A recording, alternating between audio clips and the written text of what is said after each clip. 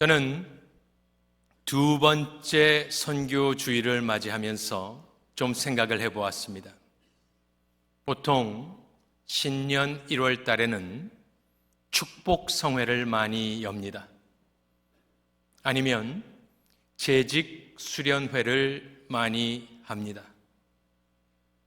그런데 저희 교회 와보니 1월 둘째 주에, 첫째 주는 신년 예배로 드리고 둘째 주에 다른 것이 아니라 선교 주일로 또 선교 헌금 작정 주일로 드린다는 것이 이제 이해가 좀 되기 시작하였습니다. 그것은 우리 믿음의 선진들이 신년을 시작하며 하나님의 나라와 의를 먼저 찾겠다고 다짐하여 1월 둘째 주에 선교 주일로 지키는 것입니다.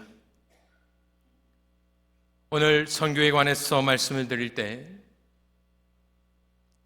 마음을 활짝 여시고 또 본교회가 44년간 이렇게 주를 섬겨온 것에 감사하시며 성령께서 교회를 향하여 하시는 말씀을 들으실 수 있기를 축원합니다. 우리가 잘 아는 이사야서 6장은 그 유명한 이사야가 소명을 받는 장면입니다. 그 첫 구절은 어떻게 시작하는가 보니 우시야가 죽던 해랍니다. 우시야 왕은 야훼가 나의 힘이다 라는 뜻입니다. 다른 곳에서는 아자라야라고 이름이 또 바뀌어서 나오기도 합니다. 저 때는 BC 740년입니다. 예수께서 오시기 전 740년 전에 하나님께서는 이사야를 선지자로 부르시며 또한 보내시며 이렇게 시작을 하고 있는 것입니다. 우시야는 16살의 왕이 되었습니다. 티네이저 때 왕이 되었고 52년간 통치하였습니다. 그의 리더십 하에 남유다는 지금 우리 한반도와 같이 쪼개져 있었는데 남쪽 유다의 10대 왕이 됩니다. 이분은. 하지만 이분은 강성대국을 이룹니다. 군사적으로 아주 강성한 태평천하 52년을 이분 밑에서 보내게 됩니다. 그리하여 이스라엘 역사상 가장 화려하고 웅장했던 솔로몬 시대의 고토를 최대한 회복을 하고 확보하게 됩니다. 그 52년간 통치하였던 위대한 왕, 어떤 쪽에서도 침공을 받지 않았습니다. 오히려 조공을 받아냈습니다. 그 왕이 죽었을 때 신민들은, 백성들은 어떠한 생각이 들었을까요? 이제 우리는 어떻게 되는가? 적어도 우시야 시대에는 우리가 편하게 살았는데 이 BC 740년 마치 우리가 2025년을 시작하는 것과 비슷한 두렵고 떨리는 마음이 있었을 것입니다. 그 당시 우리는 옛날 사람들이니까 그냥 그랬나 보다 생각하지만 절대 그렇지 않죠. 인생은, 역사는 그렇지 않습니다. 그 당시의 국제 상황은, 국제 정세는 어떠했는가? 다 그냥 풀 파먹고 살던 시대가 아닙니다. 우리 한반도는 예전부터 수천 년 동안 중국, 중원에서 일어나는 일들은 항상 한반도에 영향을 미쳐왔습니다.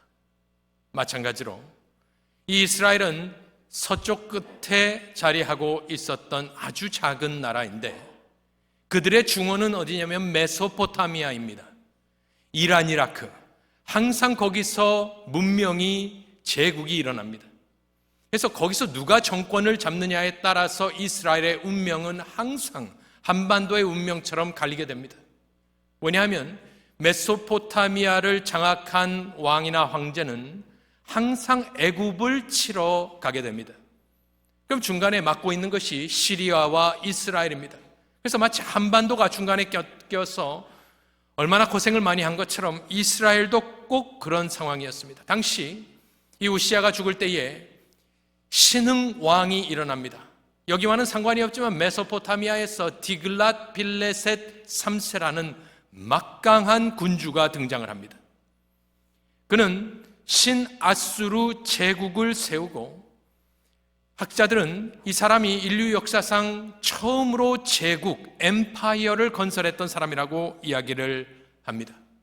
그전에는 누굴 점령하면 조공을 받는다는 뜻은 그 나라를 그대로 남겨둔다는 말입니다. 그런데 디글랏빌레셀은 정책이 두 가지였는데 더 이상 조공은 받지 않고 텍스를 받기 시작하였습니다. 비슷하지만 다릅니다. 그리고 그의 정책은 민족 말살 정책을 펴왔습니다. 그것은 다 죽여버리는 것이 아니라 사람들을 끌어가고 끌어와서 사람들을 섞어버리는 정책을 그는 펴고 있었고, 이제 불과 한 20여 년 지날까요? 그때 북이스라엘은 디글랏빌레셋 이 나라에게, 제국에게 망하게 됩니다. 그러고 나서 사람들을 끌어가 버리고 전 세계에 흩어버리고 땅끝에 있던 사람들을 데리고 와서 북이스라엘에 심어버려서 피를 섞어버리고 언어를 섞어버리고 종교를 섞어버려 내가 정체성이 무엇인지를 모르게 만드는 것이 바로 이 디글랏빌레셀 3세가 시작한 아주 무서운 정책이었고, 그래서 북이스라엘의 수도가 사마리아인 것입니다. 사마리아인들이 바로 이 정책에 의해서 섞이게 되는 것입니다. 그래서 이 전체적인 상황을 놓고 봤을 때 그냥 평안하게 농사지어서 먹고 살고 모든 것이 평안했던 것이 아니라 마치 우리가 지금 겪고 있는 상황, 우리는 한국 사람들로서 서울과 또 여기 워싱턴 DC와 지금 또 LA 여러 가지 우리 마음속을 번잡하게 하고 있음과 비슷합니다. 그 당시 그 어려운 상황 가운데 하나님께서는 이사야를 부르시면서 가장 먼저 보여주시는 것이 있었는데 1절에 보니까 그것은 높이 들린 보좌였다라고 나옵니다. 급변하는 국제 정세 속에서 풍전등화와 같은 남유다의 미래는, 운명은 어떻게 될 것이냐? 이제 우리가 믿고 따랐던 우시야, 52년간 통치했던 막강한 대왕, 그가 죽었을 때 불확실, 불안, 그 가운데에 하나님은 이사야를 선지자로 부르시면서 높이 들려진 보좌를 보여주었습니다. 많은 말을 한 것이 아닙니다. 보좌를 보여주었습니다. 그 말은 이 땅에는 영원한 왕도 없고 영원한 제국도 없다. 하지만 이 전 세계를, 우주를 건설한, 창조한 나는, 그리고 나의 보좌는 쇠하지 아니하는, 없어지지 아니하는 그 따로 떨어진 보좌가 있음을 이사야야 보기를 원하노라. 이것이 하나님의 뜻인 것입니다. 하나님의 보좌는 흔들리지 않는 줄로 믿습니다. 그래서 계시록 끝에 가면 보좌 이야기가 많이 나옵니다. 계시록 5장 13절에 보니까 보좌에 앉으신 이와 어린 양에게 찬송과 존귀와 영광과 권능을 세세토록 돌릴지어다 하니 내 생물이 이르되 아멘 하고 장로들은 엎드려 경배하더라. 계시록 21장에 가보면 5절에 보좌에 앉으신 이가 이르시되 보라 내가 만물을 새롭게 하노라.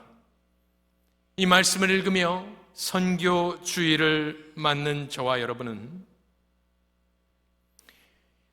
선교의 사명을 완수하기 위하여 우리는 세계 지도를 펼치기 전에, 데이터를 분석하기 전에, 우리 교회 선교 헌금과 버짓을 바라보기 전에 눈을 들어 높이 들린 보좌를 보실 수 있기를 소원합니다.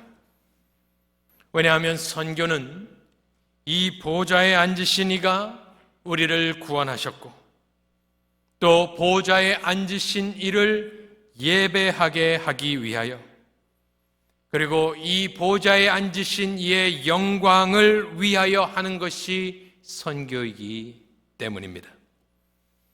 땅만 바라보고 하는 선교는 사람 중심으로 흐를 수밖에 없지만 저와 여러분은 오늘 1월 둘째 주에 이사야 말씀을 통하여 높이 들린 보좌, 그것이 지금 없어졌겠습니까?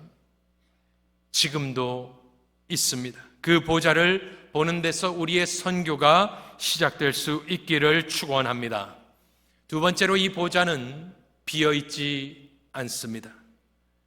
다시 1절을 보여주시면 우시야 왕이 죽던 해에 내가 본즉 주께서 높이 들린 보좌에 앉으셨는데 그의 옷자락은 성전에 가득하였다라고 그는 증언하고 있습니다. 주라는 저 단어는 아도나이라는 히브리 말로서 오늘 여호와 스스로 있는 자, 그 야훼의 이름을 사람들이 너무 거룩하여 부를 수 없어 아도나이라 다른 이름을 부르기 시작하였습니다. 그 주께서 보좌에 앉으셨다라고 그가 본 것을 증언하는데 이것이 왜 중요한가?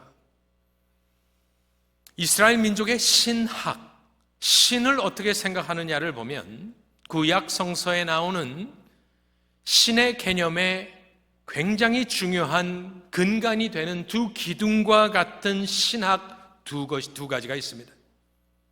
이스라엘 민족이 신을 생각할 때 첫 번째로 그들이 꼭 믿고 따르는 것은 신은 한 분이라는 말입니다. 많은 것이 아니라 단 하나의 유일신이 있다. 신은 하나다라고 그들이 믿었습니다. 신명기 6장 4절의 쉐마를 보면 쉐마 이스라엘, 들으라 이스라엘 해놓고 우리 하나님 여호와는 오직 하나인 여호와 신이, 이것이 그 전 성경 개역 한글이고 요즘은 유일한 이렇게 하였지만 넘버 숫자로 하나이다라는 소리입니다. 그래서 이전 성경이 조금 더 원뜻에 가깝습니다. 우리 하나님은 하나다, 싱글, 원이다라는 말입니다.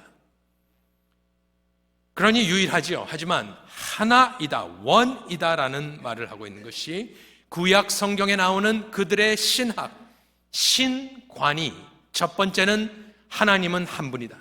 다른 신은 없다. 두 번째 기둥과 같은 그들의 신학은 무엇이냐? 신은 보이지 않고 형상이 없다가 두 가지 신학입니다.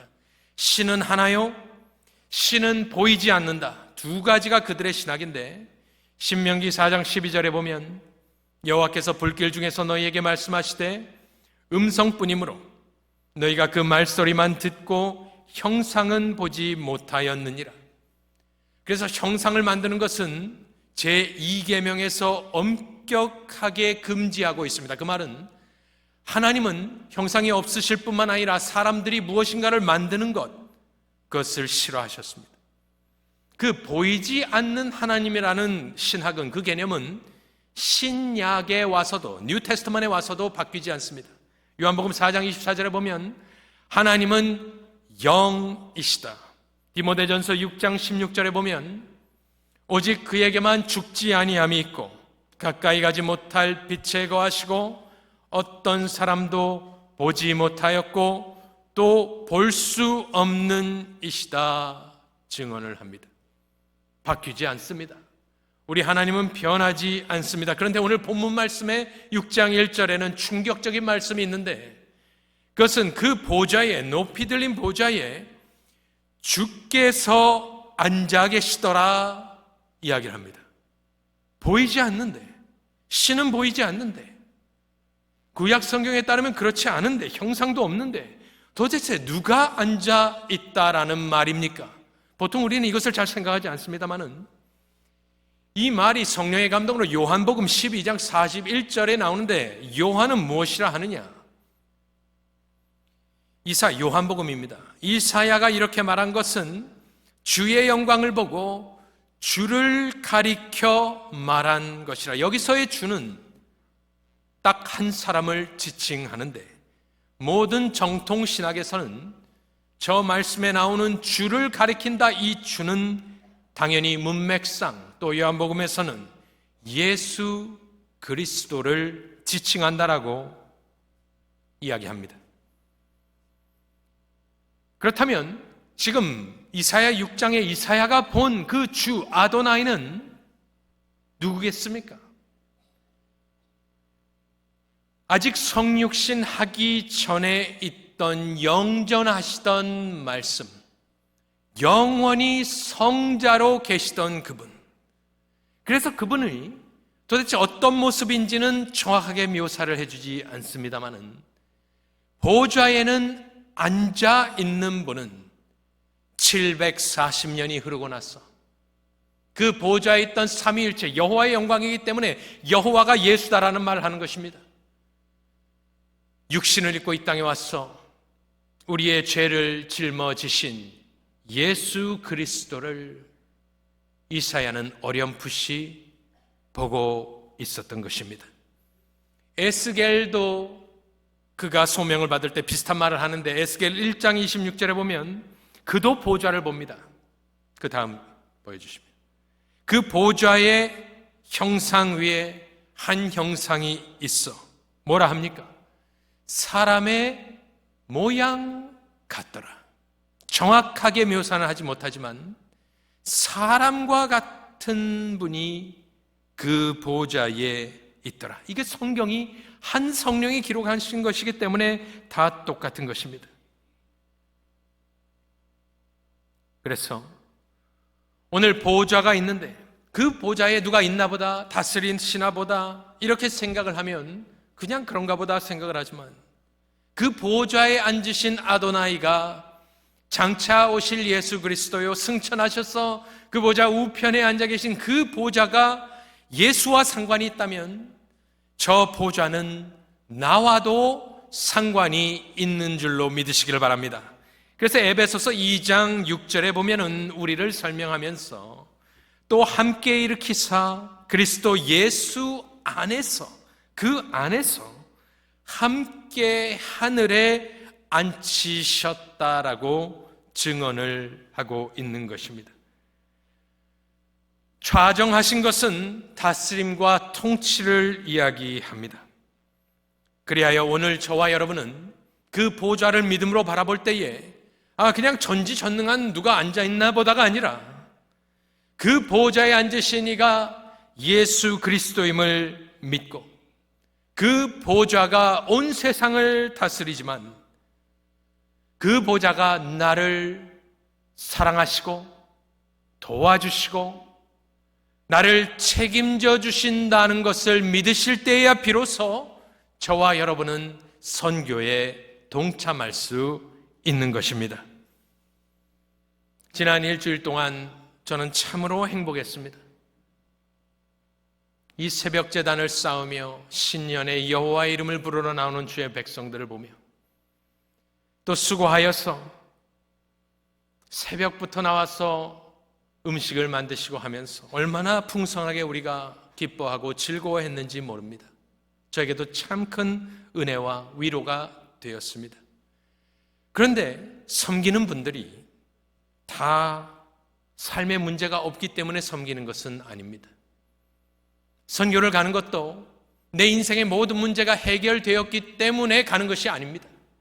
선교 헌금을 작정하는 것도 뱅크 어카운트에 돈이 차고 넘쳐서 작정하는 것이 아닙니다. 저와 여러분이 그렇게 하려는 것은 저 하늘 보좌가 나의 인생을 책임져 준다라는 믿음으로 가는 것입니다. 믿음으로 작정하는 것입니다. 이 세상에서, 현세에서 가장 강력한 보좌가 DC에 있습니다. 그런데 거기 DC에 앉으시는 분이, 저는 특정 인물을 지칭하는 것은 아닙니다만은 그 백악관 그 데스크 뒤에 앉는 분이 이 세상에서 가장 강력한 분 아니겠습니까? 그런데 그분이 우리 중마고라고 생각해 보십시오. 마음대로 들락날락거리고 전화하고 그러면 얼마나 우리가 으쓱하겠습니까? 그런데 그분에게, 그 레졸루트 데스크 뒤에 앉으신 분에게 나를 위해 죽어주십시오 하면 누가 죽어주겠습니까?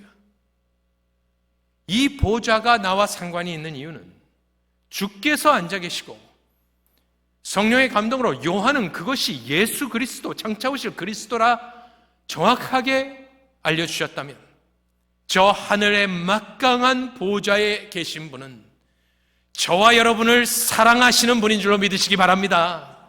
그 보좌가 세상만 운영하는 것이 아니에요. 내 인생을 책임져 주시는 분이 그 위에 앉아 계시는 겁니다.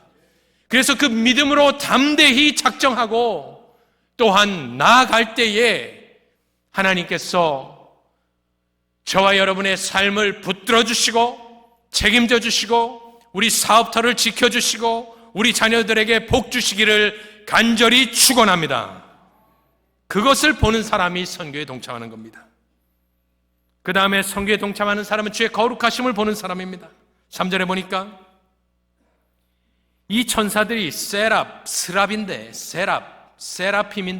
2절에는 세라핌 6개의 날개를 가지고 있습니다. 얼굴과 발을 가립니다. 두 날개로 날며 그룹도 있습니다. 그룹과 체루빔. 근데 체루빔은 그룹이라 불리는 천사들은 에스겔에 나오는데 막 이렇게 바퀴가 돌아가는데 그쪽에 있어요. 그래서 보통 신학자들은 가장 높은 천사가 이 세랍이 아니겠느냐 이야기를 합니다. 왜냐하면 주의 보좌 앞에 근거리에 있기 때문에 그렇습니다. 뭐 어쨌든지 이 희한하게 생긴 이 천사들이 6개의 날개를 가진 이 천사들이 서로 부르며 이 찬송을 하는데 이것을 이제 이사야가 듣고 있습니다. 뭐라고 합니까? 거룩하다, 거룩하다, 거룩하다, 만군의 여호와여. 거기서 끝나지 않습니다. 그의 영광이 온 땅에 충만하도다 하더라. 지금 말씀드린 대로 BC 740년은 격동기였습니다. 한치 앞을 내다볼 수 없는 상황, 나라가 어떻게 될 것이냐, 우리는 어떻게 살 것이냐, 마치 지금과 2025년과도 똑같은 상황이 그때도 일어났는데 하나님은 이사야를 부르면서 무엇을 보여주시고 들려주십니까? 보좌를 보여주시고 들려주시는 것은 천사들의 합창 소리를 통해서 하나님이 누구신지, 나는 거룩한 사람이다, 거룩한 신이다, 그리고 나의 영광이 온 땅에 충만한 것을 이사야야 들어라 이야기를 하고 있는 겁니다. 인간이라면 하나님 2025년도에는 내 인생이 어떻게 되겠습니까? BC 740년도에는 무슨 일이 일어나겠습니까? 보여주세요. 무슨 일이 일어날지 나에게 들려주세요. 이 세상의 일에 관심이 있어야 되는 것 아니겠습니까? 그런데 하나님의 관심은 어디에 있느냐? 당신의 영광에 있는 것입니다. 하나님은 이사야에게 다른 말, 하나님의 입장에서는 세상을 사랑하시고 주의 백성을 사랑하시는 것이 맞지만 궁극적인 모든 목적은 당신의 영광을 위하여 모든 것을 창조하시고 이끌어 가시고 계시기 때문에 이사야가 들어야 될 것이 무엇입니까? 2025년도에 BC 740년도에 어떤 일이 벌어질지가 아니라 보좌를 보고 하나님이 어떤 분인지를 듣고 믿고 그 메시지를 가지고 백성들에게 돌아가라 말씀을 하고 있는 것입니다. 거룩하다, 거룩하다, 거룩하다를 이해하려면 히브리 말을 좀 이해해야 합니다. 저는 신학교 때 3년 반 내내 히브리 말, 헬라 말을 배웁니다. 배우고 끝나는 것이 아니라 끊임없이 졸업할 때까지 시험을 봅니다.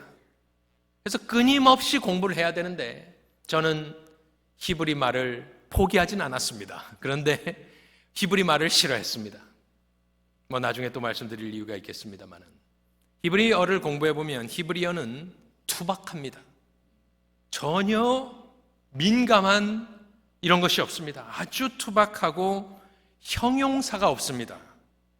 제가 아는 형용사는 딱 하나밖에 없는데 그것은 메오드라는 단어입니다. exceedingly, 넘치게 많다, 와 많다 할 때 딱 쓰는 거 하나, 메오드 하나만 지속적으로 나오고 나머지는 없습니다. 하나님께서는 어쨌든 히브리어로 계시를 하셨습니다. 한국말로 계시를 하셨으면 참 좋았을 것인데 한국말은 표현할 수 있는 능력이 너무나 많습니다. 짭조름하다. 그 무슨 말입니까? 짜단 말인지 새콤달콤하다. 감을 요즘 감 작년에 많이 선물을 주셨는데 감을 딱 베어 물 때 떫다. 표현할 수 없습니다. 떫다를 어떻게 표현하겠습니까? 영어로 어떻게 표현하겠습니까? 그렇게 한국말은 표현력이 풍부합니다. 근데 히브리 말은 참으로 단순합니다. 그래서 보통 이 구절을 설명하면서 많은 신학자들이 예를 드는 것이 있습니다. 그것은 창세기 14장에 보면 그돌라오멜 왕이 마차 이걸 전차를 몰다가 구덩이에 빠집니다. 역청 구덩이에 빠집니다. 그 구덩이들이 굉장히 크다고 나오는데 큰 구덩이를 히브리 말로는 어떻게 표현하느냐?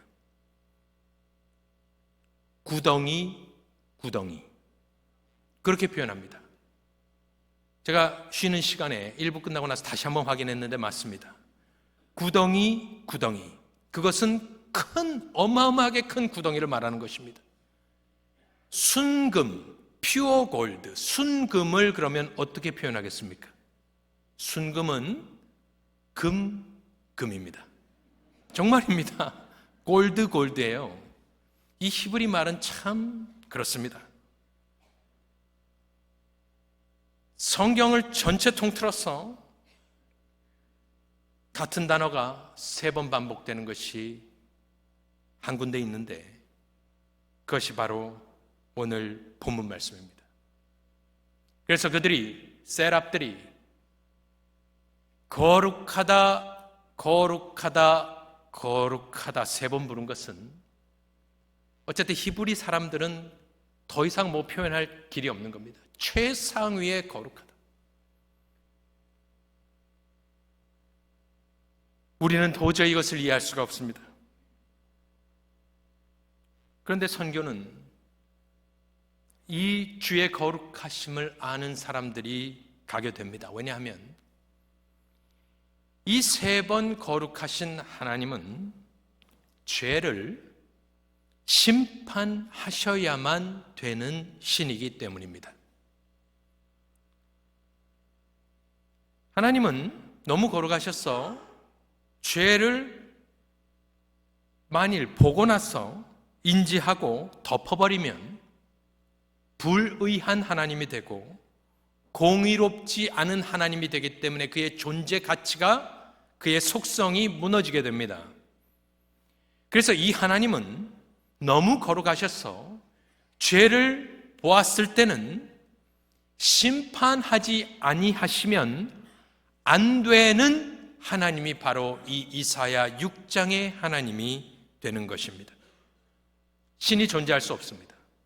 덮어버리면 무엇인가가 이 죄값을 내지 않으면 하나님은 그 값을 받지 않고서는 에이 됐어 없다 치자. 그것은 마치 하나님이 거짓말을 할 수 없는 것과 똑같습니다. 당신의 속성에 어게인스트하면 이 신은 존재할 수 없습니다. 그러니까 이 거룩한 하나님은 두려운 하나님입니다. 마태복음 10장 28절에 보면 예수께서 뭐라 하시냐면 몸은 죽여도 영혼은 능히 죽이지 못하는 자들을 두려워하지 말고 오직 몸과 영혼을 능히 지옥에서 멸하실 수 있는 이를 두려워하라 경고하셨습니다. 하나님은 변하지 않습니다. 우리는 하나만 뽑아서 하나님을 전체로 확대 해석하려 하지만 우리 하나님은 그렇게 해서 되는 하나님이 아닙니다. 그래서 선교는 보좌에 앉으신 이가 얼마나 거룩한지를 깨달은 사람이 세상을 바라보며 저들은 주의 복음이 없으면 멸절하겠구나, 멸망하겠구나, 심판받아 지옥에서 멸망받겠구나 생각하는 사람들이 선교에 나가는 것입니다. 이 주의 거룩하심을 보면 깨닫는 것이 있는데 내가 누군지를 깨닫게 됩니다. 하나님을 아는 지식과 나를 아는 지식은 붙어 있는 것입니다. 성경에, 특별히 구약 성경에 하나님을 만나는, 여호와의 사자를 만나는 분들이 쭉 있습니다. 하나님의 영광을 보는 사람들이 있습니다. 근데 그들은 한결같이 쓰러지거나 정신을 잃거나 두려웠답니다. 아무도 하나님을 만나고 나서 춤추는 사람 없습니다, 성경에. 아무도 할렐루야 하는 사람 아무도 없습니다. 혼절하고 두려워 떨고 비명을 지르고, 그것은 요한계시록에 나오는 요한까지도 똑같은 리스판스를 하게 됩니다. 오늘 5절에 보면 이사야가 그 영광을 보고 찬양하지 않습니다. 엎드려서 눈물을 흘리면서 하나님을 경배하고 이렇게 하지 않습니다. 이 거룩함은 우리의 상상을 초월하는 거룩함이 분명합니다. 그러고 나서 그가 뭐라고 고백하느냐? 다른 사람도 보이지 않습니다. 옆에 있는 누구, 나를 괴롭게 하는 누구 보이지 않습니다. 오직 주와 나만 보이는데, 그때에 내가 말하되 화로다, 나여 망하게 되었도다, 없어지게 되었도다. 누가? 내가. 나는 입술이 부정한 사람이요, 나는 입술이 부정한 백성 중에 거주하며 만군의 여호와이신 왕을 배웠음이로다 하였더라. 하나님을 아는 지식이 성경적인 사람은 무엇을 깨닫게 되느냐? 내가 누구인지를 깨닫게 되고, 내가 얼마나 죄가 많은지를 생각하게 되는 겁니다. 하나님은 이사야로 하여금 이것을 끌어내고 계시는 겁니다. 그냥 가서 백성들에게 말을 해라가 아닙니다. 선교 가서 그냥 선교의 메시지를 전해라가 아닙니다. 내가 얼마나 거룩한 이인 것을 너희들이 보고 너희들 가운데는 소망이 없는 것을 깨달아. 내가 망하게 되었도다, 망하게 되었도다. 나를 어떻게 이 사망에서 건져내겠느냐, 눈물로 통회하는 사람들이 선교에 가는 것입니다.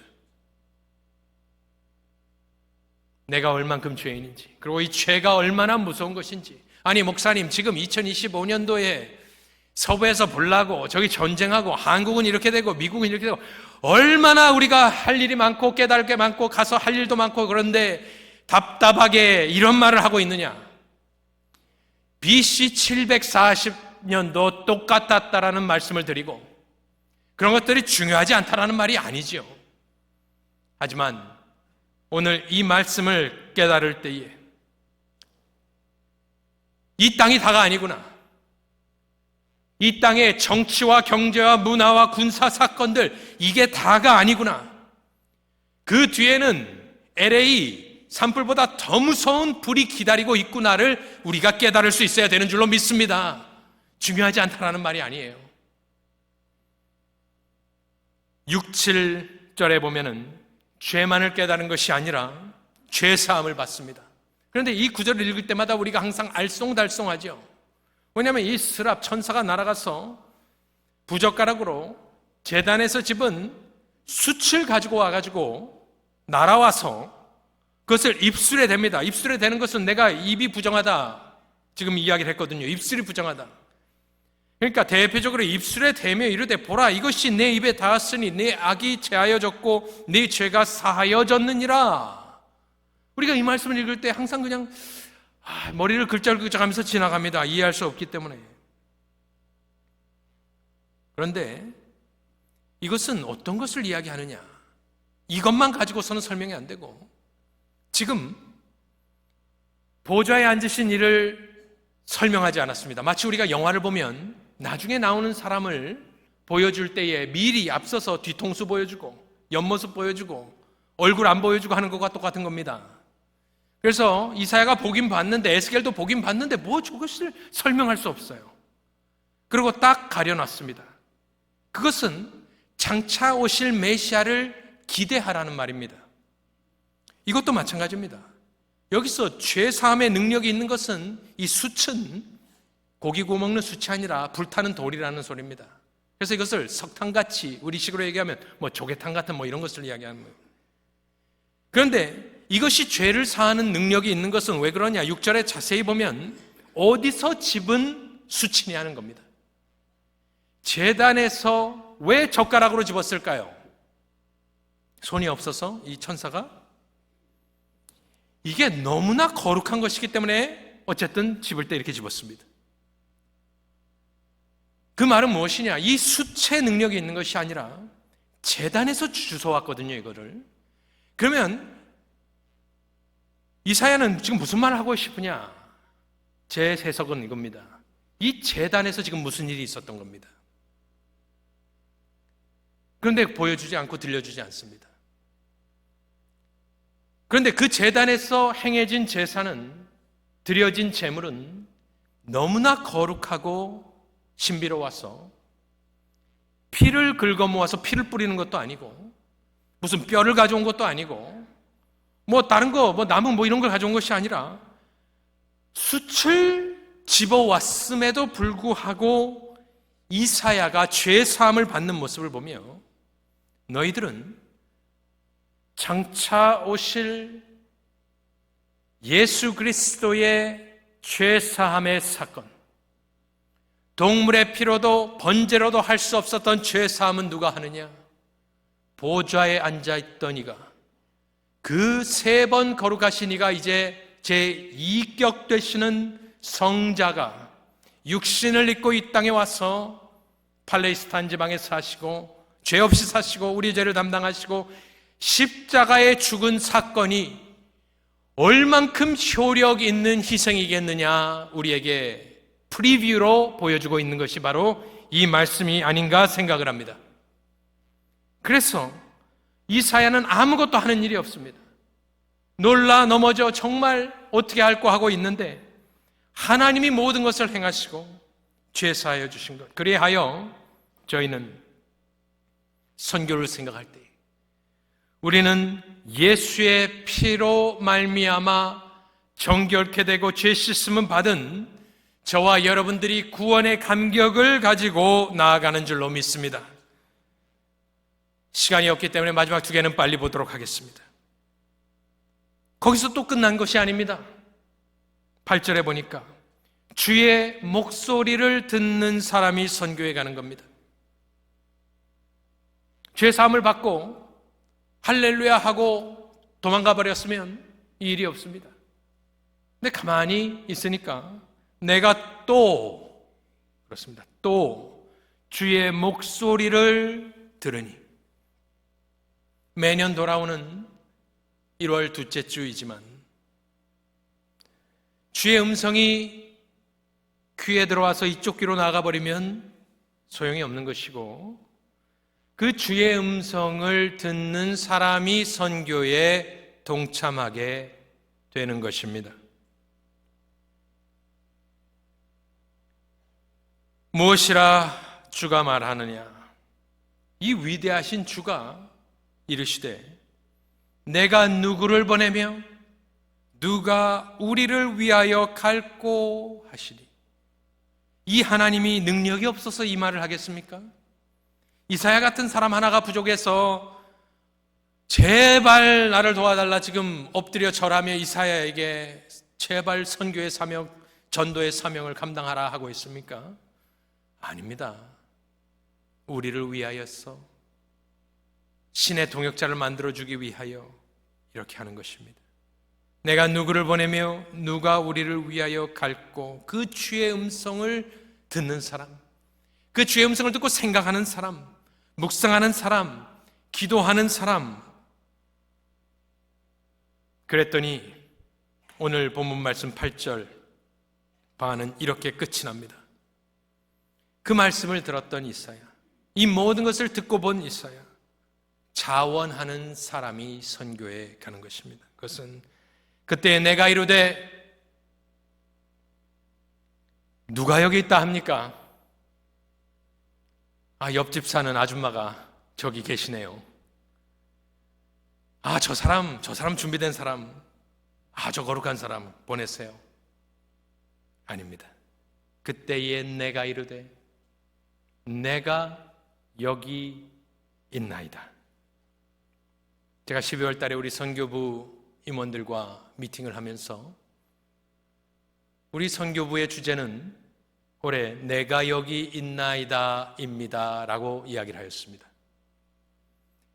내가 여기 있나이다 고백한 사람은 나를 보내소서 할 테니까 등 떠밀려 가는 것은 아닙니다. 강압적으로 가는 것 아닙니다. 길티 필링을 가지고 가는 것 아닙니다. 그런 거 없습니다. 여기 그런 말 없습니다. 하나님도 이사야를 등 떠밀어 보내지 않았습니다. 자원하는 심령을 끌어내기 위하여 하나님의 은혜로 내가 여기 있나이다 고백하시고 그 다음 구절은 fill in the blank, 여러분들의 숙제입니다. 나의 상황을 바라보고 기도하며 2025년도 이 하나님의 귀한 구원의 사역에 동참하실 수 있는 귀한 교회 되시기를 간절히 축원합니다.